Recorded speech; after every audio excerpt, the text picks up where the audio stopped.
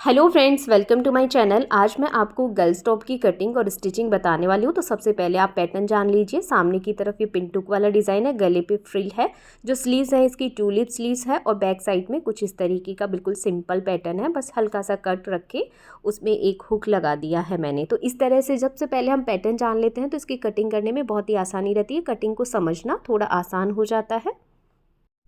अब यहाँ पर इस टॉप को बनाने के लिए यहाँ पे मैंने ये 1 मीटर कपड़ा लिया है, जिसकी विड्थ या जो पहना होता है 44 इंच का है। तो सबसे पहले तो कपड़े को खोलकर किनार की साइड से इसको डबल फोल्ड कर लेंगे। सबसे पहले इसकी बैक पार्ट की कटिंग करेंगे और फ्रंट पार्ट की कटिंग अलग से होगी। दोनों पार्ट को अलग अलग कट करना पड़ेगा। तो सबसे पहले बैक पार्ट के लिए कपड़े को डबल फोल्ड करके बिछा लेना है और इसकी चौड़ाई हमें लेनी है करीब 10 इंच जितनी। तो 10 इंच की चौड़ाई में इसको हम डबल फोल्ड कर लेंगे। अब सबसे पहले इसके शोल्डर का निशान लगाएंगे। तो शोल्डर है 12 इंच, तो 12 का हाफ होता है 6 इंच। तो 6 इंच पर हम शोल्डर का निशान लगा देंगे। और जितने भी मेजरमेंट हैं मैं आपको स्क्रीन पर शो कर देती हूँ कि ये मेजरमेंट मैंने लिए हैं, तो उस अकॉर्डिंग आप कटिंग कर सकते हो। तो कन्फ्यूजन नहीं रहेगा। अगर आपके शोल्डर 7 इंच है तो आप 7 पे मार्क कर लीजिए। अब यहाँ पर मैं शोल्डर डाउन करूँगी हाफ इंच। तो हाफ इंच पर एक निशान लगा देंगे और उसके बाद जो हाफ इंच पर निशान लगाया है उसके नीचे की तरफ हम 5.5 इंच पर निशान लगाएंगे, या टोटल देखें ऊपर से लेके नीचे तक तो 6 इंच पर हम आर्म होल का निशान लगाएंगे और इसमें से ही आधा इंच शोल्डर डाउन कर देंगे। अब बारी आती है बस्ट साइज़ की। तो यहाँ पे बस्ट साइज़ है 24 इंच। तो 24 को पहले 4 से डिवाइड करेंगे तो आता है 6 इंच, और 6 में हमें 1 इंच लूजिंग रखने वाले हैं। तो 7 इंच प्रॉपर हो गया ये। और 1 इंच हम साइड में जो सिलाई के लिए मार्जिन छोड़ते हैं वो रखेंगे। तो हमें पहले 7 इंच पर एक निशान लगाना है और 1 इंच सिलाई के लिए एक्स्ट्रा मार्जिन का निशान लगाना है। तो यहाँ टोटल 8 इंच पर मैंने निशान लगा दिया है। अब इसके आर्म होल की शेप देनी है। तो हल्की सी गोलाई देते हुए इस तरह से मिलाएंगे तो ये पीछे के आर्म होल की शेप हो गई। अब उसके बाद पीछे के गले की चौड़ाई का निशान लगाना है। तो आगे पीछे के गले की चौड़ाई सेम होती है, तो यहाँ पर मैं 3 इंच पर चौड़ाई का निशान लगा रही हूँ। और उसके बाद हमने आधा इंच जो शोल्डर डाउन किया है तो तिरछा इसको हम मिला देंगे। अब इसकी लंबाई का निशान लगाएंगे। तो टॉप की आपको जितनी भी लंबाई रखनी है उतनी एग्जैक्ट लंबाई का निशान लगा देना है। तो यहाँ पे मैं 19 इंच लंबाई रखने वाली हूँ। इसमें मैंने कोई भी मार्जिन ऐड नहीं किया है अभी फोल्डिंग के लिए। तो यहाँ पे 19 इंच पर दो साइड में मैं निशान लगा लूँगी और दोनों को सीधा मिला देंगे। तो दोनों तरफ निशान लगाने से जो लाइन होती है वो बिल्कुल स्ट्रेट आती है। तो सीधा मिला दिया। अब नीचे से इसकी चौड़ाई रखने वाली हूँ मैं 8.5 इंच। तो 8.5 में ही 1 इंच जो मार्जिन वाला है सिलाई वाला वो रहेगा। तो यहाँ पर मैंने चौड़ाई का निशान लगा दिया। उसके बाद जो आर्म होल का निशान है वहाँ से 6 इंच नीचे की तरफ कमर का निशान लगाएंगे। तो ऊपर की साइड से हमने लिया है ये 8 इंच। तो 8 से हम 1/4 इंच कम ले लेंगे कमर की साइज, क्योंकि बच्चों के लिए बना रही हूँ तो कमर में और बस्ट साइज में कुछ ज़्यादा डिफरेंस नहीं होता है। तो बस हल्का सा 1/4 इंच कम करना है और हल्का सा कर्व देते हुए मिला देंगे इसको।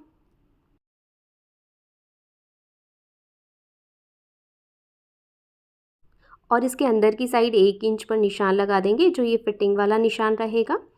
अब जो लंबाई का निशान लगाया था उससे 1 इंच नीचे की तरफ निशान लगाएंगे और हल्की सी गोलाई देते हुए साइड तक इस तरह से ले जाएंगे। तो इसमें मैंने जो लंबाई में कोई भी एक्स्ट्रा मार्जिन ऐड नहीं किया था, तो 1 इंच ये नीचे की तरफ मैंने लेकर गोलाई दे दी है। तो ये इसी में हमारी फोल्डिंग आ जाएगी और इसी में सिलाई चले जाएगा ऊपर की तरफ। अब गले को जो डीप रखेंगे पीछे की तरफ 1 इंच का रखना है, बस हल्का सा शेप देना है गले को इस तरह से। और अब इसकी कटिंग कर लेते हैं। तो इस तरह से ये बैक पार्ट की कटिंग कंप्लीट होती है। अब इसके फ्रंट पार्ट की कटिंग करेंगे। तो जो कपड़ा कट किया है बस जस्ट उसके नीचे की तरफ कपड़े को हम डबल फोल्ड कर लेंगे। तो बैक साइड में तो हमने 10 इंच की चौड़ाई में डबल फोल्ड किया था, लेकिन आगे की तरफ थोड़ा एक्स्ट्रा कपड़ा लगेगा क्योंकि आगे की तरफ हम पिनटुक वाली डिज़ाइन बनाने वाले हैं। तो आगे की तरफ 2 इंच कपड़ा एक्स्ट्रा लेकर चलेंगे। साइड में गले की साइड से हमें इसमें 2 इंच कपड़ा एक्स्ट्रा लगेगा। तो गले की साइड से फोल्ड करते वक्त ही हम 2 इंच पर निशान लगाकर इस तरह से रखेंगे। ऊपर वाला कपड़ा 2 इंच अंदर की तरफ है, ये देख सकते हो। और उसके बाद गले की चौड़ाई का निशान लगा देंगे। शोल्डर डाउन किया वो भी निशान लगा लेंगे। आर्म होल का निशान लगा लेंगे। आगे के आर्म होल की कटिंग थोड़ी अलग तरीके से होती है तो उसको ध्यान रखेंगे। तो पहले एक बार आर्म होल का भी मार्क कर देते हैं और दूसरी साइड पर भी एक बार मार्क कर लेंगे, जो सीधी लाइन वाला मार्क है। तो उसको मार्क कर दिया मैंने। अब आर्म होल की इधर से चौड़ाई देखनी है, तो 2 इंच पर निशान आ रहा है। जो ये हमने एल शेप बनाई थी, एंगल बनाया था, तो 2 इंच पर है ये। अब नीचे वाले हिस्से में ये 3 इंच पर आएगा, 1 इंच एक्स्ट्रा अंदर की तरफ जाता है। तो यहाँ पर 3 इंच पर एक निशान लगा देंगे और इसकी सीधी लाइन बना देंगे इधर की तरफ, और ऊपर की तरफ इसको तिरछा मिला देंगे। अब आर्म होल को गोलाई देने के लिए कॉर्नर से 1 इंच पर एक निशान लगाएंगे और उसके बाद इसके आर्म होल की गोलाई देंगे। अब इसकी भी कटिंग कर लेते हैं। बाकी मार्किंग सेम रहेगी, बस गले की शेप की अलग देनी है। डीप जो आगे का रहेगा वो ज़्यादा रहेगा, और साइड से बिल्कुल सेम शेप में कट कर लेंगे। बस गले की साइड से हमने 2 इंच कपड़ा इसमें एक्स्ट्रा लिया है। अब बारी आती है इसकी स्लीव्स की, तो इसकी हम कटिंग करेंगे ट्यूलिप स्लीव्स। तो ट्यूलिप स्लीव्स को पहले हम पेपर के ऊपर यानी पैटर्न कट करेंगे, उसके बाद फैब्रिक के ऊपर कट करेंगे। तो यहाँ पे पेपर को मैंने डबल फोल्ड कर लिया है।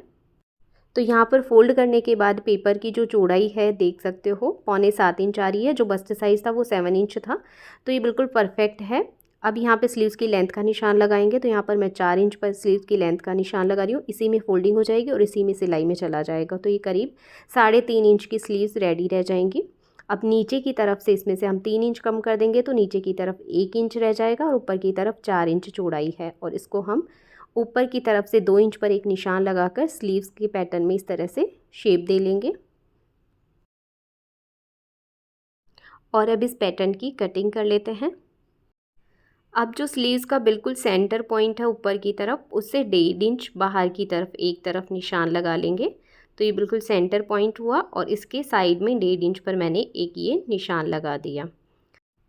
अब नीचे की तरफ से भी इसका मिड पॉइंट लेना है और उसके बाद 1.5 इंच पर निशान लगा देना है। इस साइड में अपोजिट साइड निशान लगाएंगे। तो मैंने एक बार दोनों तरफ लगा दिए हैं। अब जो 1.5 इंच हमने स्लीव्स पर निशान लगाया, उसको जो साइड में निशान लगाया है उसकी तरफ इस तरह से हल्का सा कर्व लेते हुए मिलाना है। और अब इसकी हमें कटिंग कर लेनी है। और अब इसी की शेप में एक और पीस कट कर लेंगे। अब यहाँ पर मैंने दूसरा पीस भी कट कर लिया और इसको ओवरलैप करके इस तरह से रखेंगे तो ये स्लीव्स का पैटर्न बन के तैयार है। कपड़े को मैंने डबल फोल्ड किया और इसको एक बार और फोल्ड कर लेंगे तो ये 4 फोल्ड हो जाएगा। तो 4 पीस कट करेंगे तो दोनों स्लीव्स बनकर तैयार हो जाएंगी। दोनों स्लीव्स के लिए 2-2 पैटर्न चाहिए हमें, तो इस तरह से 4 फोल्ड करके हम 4 पैटर्न कट कर लेंगे एक साथ ही। अब स्लीव्स को मैंने फोल्डिंग साइड से जो ऊपर वाला हिस्सा है उससे नीचे की तरफ रखा है 1.5 इंच, या तो करीब 1.5 इंच कपड़ा मैं एक्स्ट्रा रख रही हूँ। वो इसलिए क्योंकि इसमें हम थोड़ा सा पफ भी बनाने वाले हैं ऊपर की तरफ। अगर आप पफ नहीं बनाना चाहते ऊपर की तरफ, छोटी छोटी जो गैदरिंग लेके पफ बनाते हैं वो नहीं बनाना चाहते, तो आप सिंपल भी कट कर सकते हो। तो यहाँ पे मैंने 1.5 इंच कपड़ा एक्स्ट्रा लिया है ऊपर की तरफ, और सेम शेप देनी है। जो नीचे हमने इस पैटर्न की शेप दी है वो बिल्कुल सेम रखनी है। बस ये 1.5 इंच हमें ऊपर की तरफ से एक्स्ट्रा रखना है। तो ऊपर जो कर्व है उसको भी हमें 1.5 इंच में इस तरह से हल्का सा कर्व देते हुए शेप देनी है।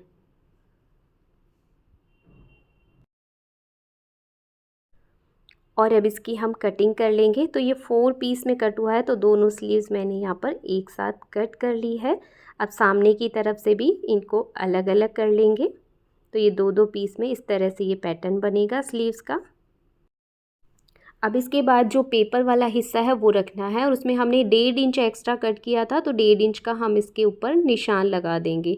इधर से इस पे भी रख के 1.5 इंच पर निशान लगा देंगे, क्योंकि 1.5 इंच इसको ओवरलैप करना है। तो इसको 1.5 इंच इस तरीके से एक के ऊपर एक हम 1.5 इंच अंदर रखेंगे। तो इसमें हम बिल्कुल बारीक बारीक इस तरह से जो एक्स्ट्रा कपड़ा रहेगा उसकी चुन्नटें बन जाएगी, बाकी स्लीव्स में फिट आ जाएगा ये। और गले पर लगाने के लिए यहाँ पे मैंने बिल्कुल तिरछी उरेब वाली पट्टी कट कर ली है। गले के अंदर इस तरह की पट्टी लगेगी, और फ्रिल बनाने के लिए तो बिल्कुल स्ट्रेट पट्टी की ज़रूरत पड़ेगी।